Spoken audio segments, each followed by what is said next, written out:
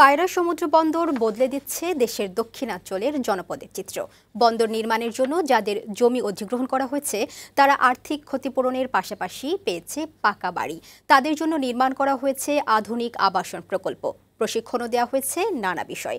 সব মিলিয়ে খুশি ক্ষতিগ্রস্ত পরিবারগুলো। পায়রা বন্দর পুরোপুরি চালু হলে এই মেগা প্রকল্পকে ঘিরে অনেকের কর্মসংস্থান হবে বলেও জানালেন বন্দর কর্তৃপক্ষ। বিস্তারিত জানাচ্ছেন ফাহিম মোনায়েম।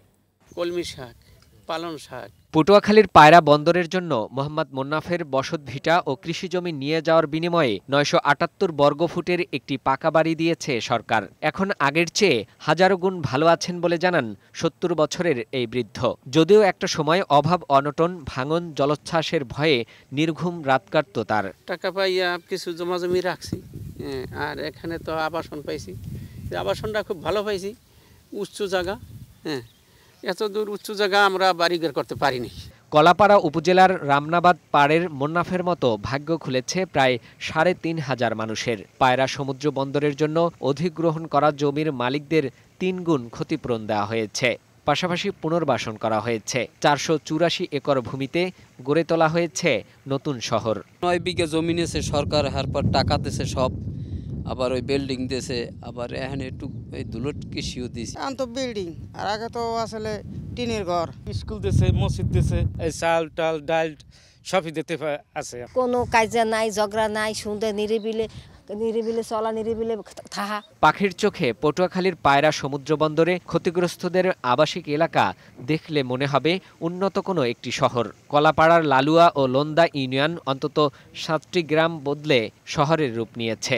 অধিগ্রহণ করা জমির মালিকরা সেখানে পেয়েছেন ৩ bed, ২ toilet, kitchen, drawing room ও বাগান সহ আধুনিক বাড়ি, যা বদলে দিয়েছে তাদের জীবনধারা। বাড়ি ছিল হেকালে আসলাম অন্যরম, এখন তো হিসাব নিকেশ করে অন্যরকম চলা লাগে। গ্রামে ছিল সব বাইরে, এখন সব ভিতরে। পালং শাক, তারপর পুঁই শাকের বীজ রোপণ করছি। গ্রামে তো ধরেন আলালুডি করছি, হ্যাঁ তো আর নাই, হ্যাঁ কইলার কামই বিকি এখানে যে আসি বা লুই আসি। ক্ষতিগ্রস্ত প্রায় ৫,০০০ নারী পুরুষকে নানা বিষয়ে কারিগরি প্রশিক্ষণ দেওয়া হয়েছে। পায়রা বন্দর পুরোদমে চালু হলে তাদের কর্মসংস্থানের সুযোগ হবে বলে জানালেন পায়রা বন্দরের প্রকল্প পরিচালক। হাঁস মুরগি পালন, গরু ছাগল পালন, রাজমিস্ত্রির কাজ, লেদের কাজ এবং এই ধরনের অনেক টেকনিক্যাল কাজের ট্রেনিং দেওয়া হয়েছে এবং ওনারা সেই কাজ করে বর্তমান অনেকে স্বাবলম্বী হয়েছেন। পায়রা বন্দরের চেয়ারম্যান জানালেন, প্রকল্পের কারণে ক্ষতিগ্রস্তদের একতলা বাড়ি করে দেওয়া হয়েছে।